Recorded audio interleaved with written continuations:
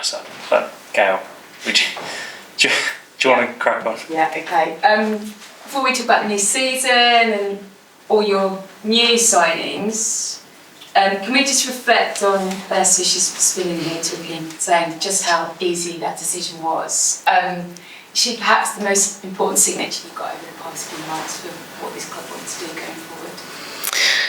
Alessia, so when I came to the club, Alessia was here, and she's such an impressive player to work with. And it's not only what you guys see on the pitch every week, but it's what she does every single day. And we talk a lot about everyday matters, everything we do here in the building, on and off the pitch.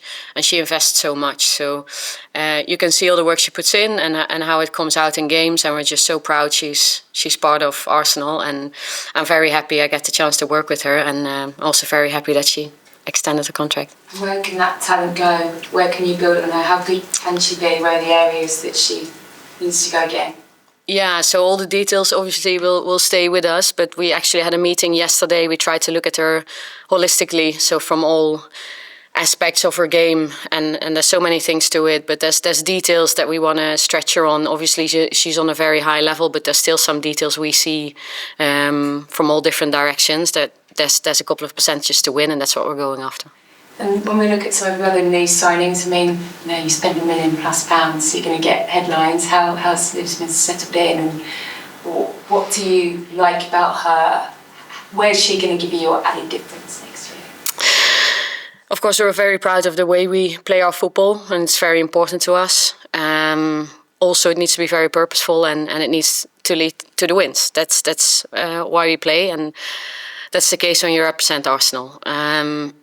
What we think is that Olivia can add to that. She can add new layers to our game. She's very talented. There's so much potential, and she's shown a lot of that last season in the WSL, which was very impressive coming to WSL and performing like that, because it's if not the hardest league in the world, in Europe. So we see all the potential, and she's going to add something new to us, and we're so very proud that she's with us now. I mean, obviously she's no longer the world record fee, because that's gone a few times, hasn't it? What's your feeling on sort of how much money is being spent? You know, Sonia Bonpastel talked yesterday and said, great, I want clubs to go with it.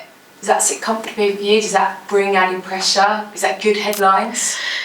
I think, you see the record is being beaten. So I think we want to push and grow the women's game, and there's everything included. That's the work the players do on a daily basis to make the game even better.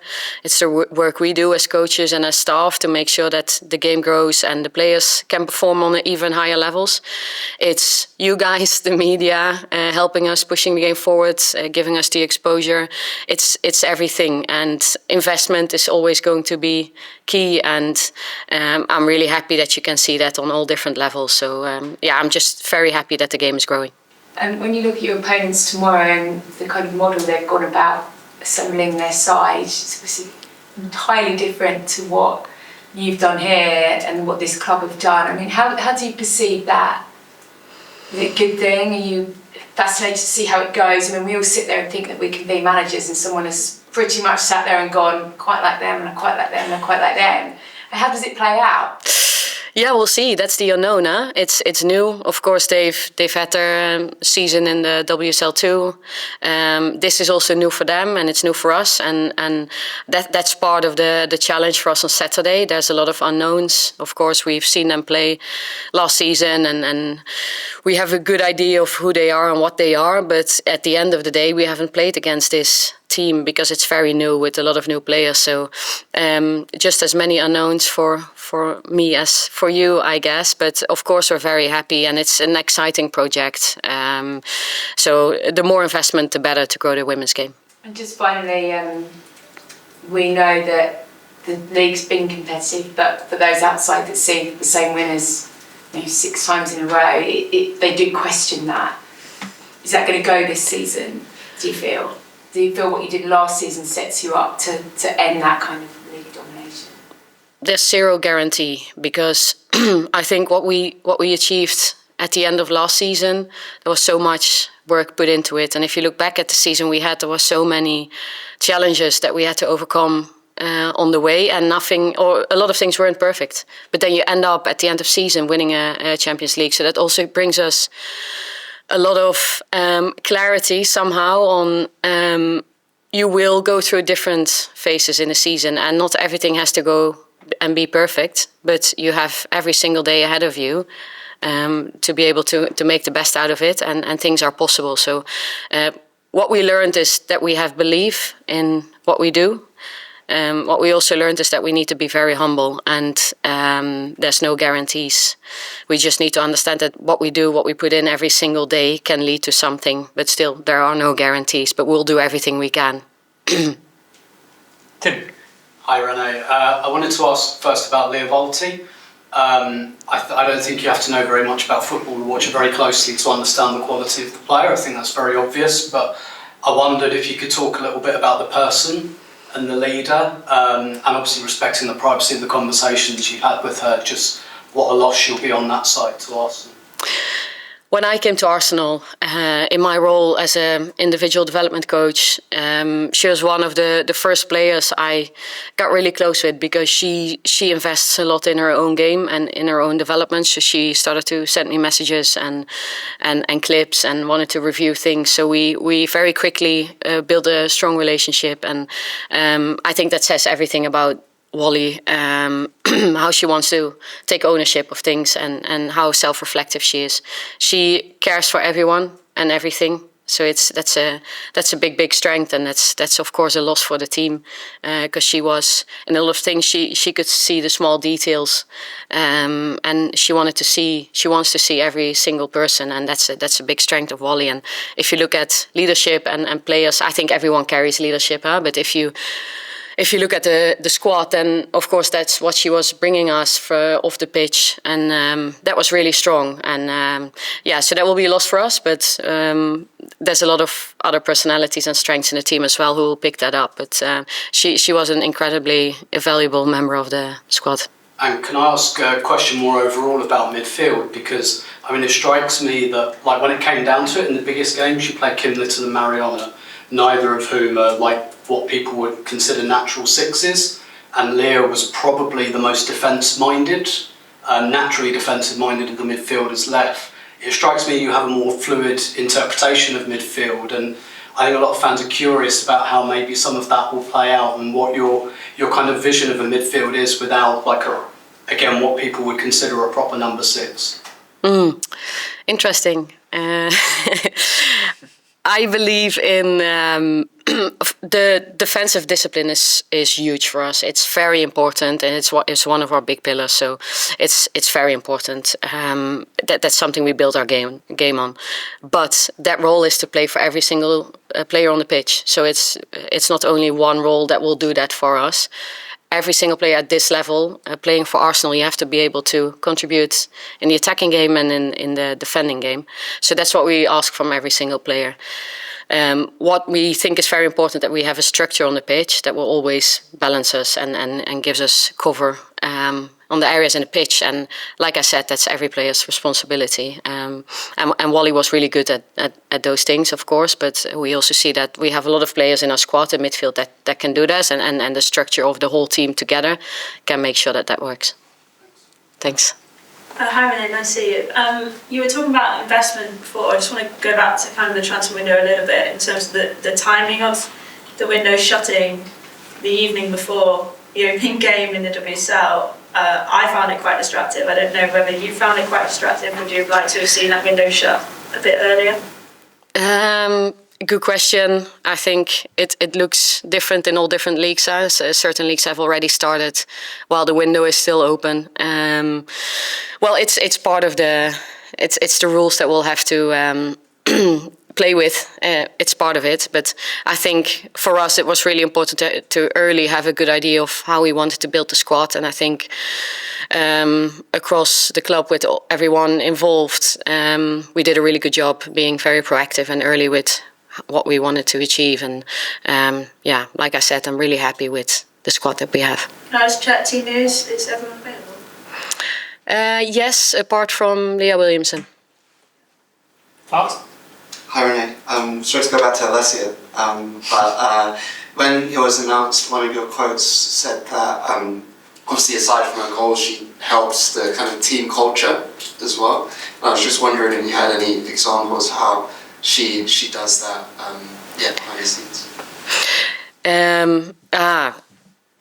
Yeah, there's many. Let me think. There's so much. It's small things, but if there's something that's not clear to her in a unit meeting or in a team meeting, she wouldn't walk out of the room not knowing what's expected of her. So she would always take ownership, and I think in that sense she's a role model. She role models a lot of good behaviors on the pitch as well. She always trains with intent and purpose and with concentration. So and that's important for us. And she leads the team in that way. Yeah, on that. So when she first signed, Jonas mentioned she asked a lot of questions. Is that something you found when you were in that individual development coach role and even now? Les worked very closely to Kelly all that time. So I didn't work so much with Les at the time. But like I said, she would ask questions if there's unclarities for her. And she's always very open to feedback. She always, like I just said, she wants to find those percentages in her game that will make her better and make the team better. She's very aware and open and humble about it. So. Okay. Hi Renee. Beth Mead, there was interest in her this summer. Obviously, she's still there. Can you just explain what her value is to your team and why she is still there? To me, it's very important that all players feel for what you're part of and feel for the project and feel for the club and that you're proud representing the club. And I think Beth is very important because we want to connect to our history as well and we want to understand where we come from and what we're part of. And Beth understands that and she is part of that because she has been at the club for many years. So she means so much to us in that sense. And then also, of course, from a football perspective, she brings certain qualities that are very important to us. How close was Beth Mead to going to London City? Because their manager today kind of indicated that he had a conversation with her. Was it ever kind of in the thinking that she would lean forward? We were also confident that she was going to stay. For me, Beth was always an Arsenal player, and as far as I know, she was always going to be with us. Susie?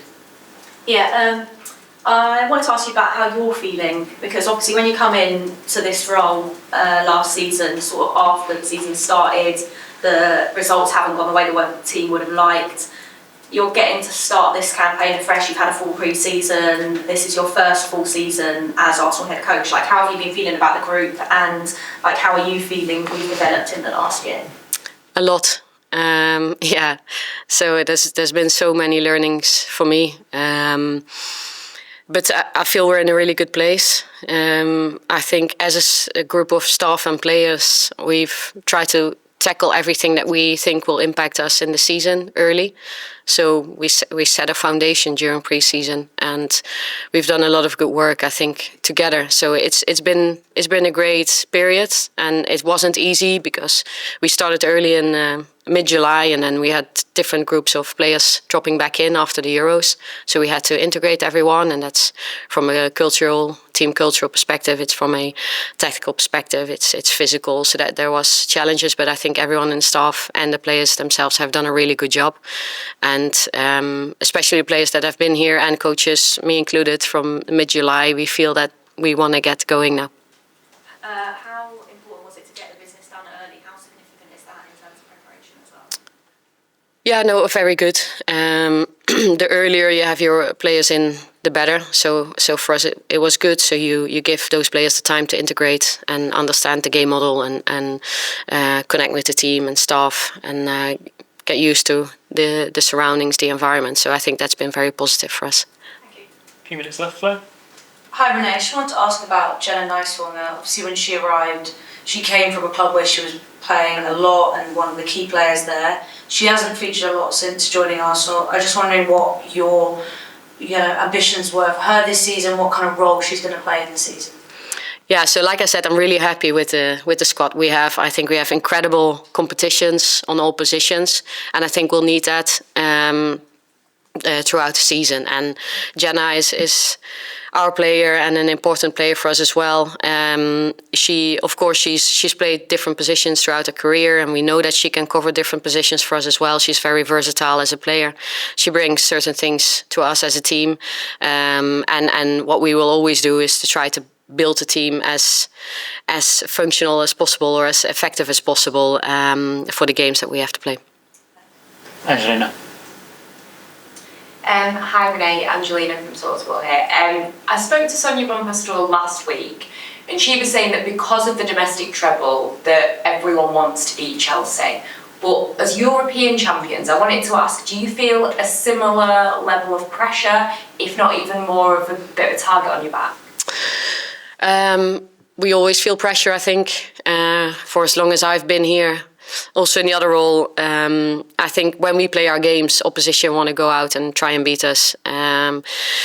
So that's always there, and that will be there this year as well. So in that sense, nothing changes for us, but we have to be very, very aware, and that's part of how we approach our games and our season, that we have to be very consistent with everything we do, and that's within our control.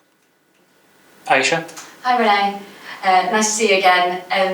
Of course, the Euros final featured a number of your players. I was just wondering if you could share a bit of an insight into how you were watching. Were you cheering? Of course, you had players on both sides, but equally you must have been really delighted with the Lionesses and being your players. Yeah, I think all Arsenal players had good tournaments, so it was really, really good to see them in other environments with other players as well, sometimes playing different roles. So it was really good to see. What I try to do, because it's really hard as a coach, you straight away go and try to see the tactical ideas and see what teams do, what the trends are in football. I try to stay away from that, also because I wasn't there live watching the games. I was watching on TV and try to get another experience with the football. Try to stay away from the tactics and just see the game as a little bit as a fan and as anyone else sees it, because I think that gives me new perspectives, or the perspectives that I need and want as well. And in season, of course, I watch games differently, but that was a good thing for me to watch it in a different way. Last quick one from you, Helen. Yes. This morning, Jocelyn Pressure said, when I asked him about when they're going to play, he promised 95 minutes of joy.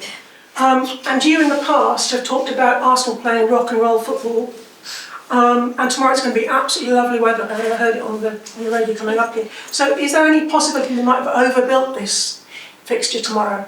Or can we expect fireworks? I think when I spoke about rock and roll football, it was more about the opposition. But of course, it takes two to tango. And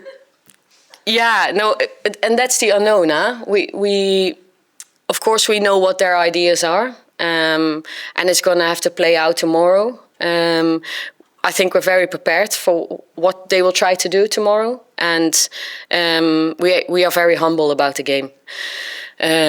So hopefully, and I agree with their coach as well, that we want it to be joyful because we want to deliver a good product for everyone. So that's what we try to achieve together. But of course we go out there trying to play our game the Arsenal way and make that lead to wins as well. Score prediction? We leave it there. We leave it there. Thanks, guys. Thank you. Cheers. Good luck tomorrow. Thank you. I'll try.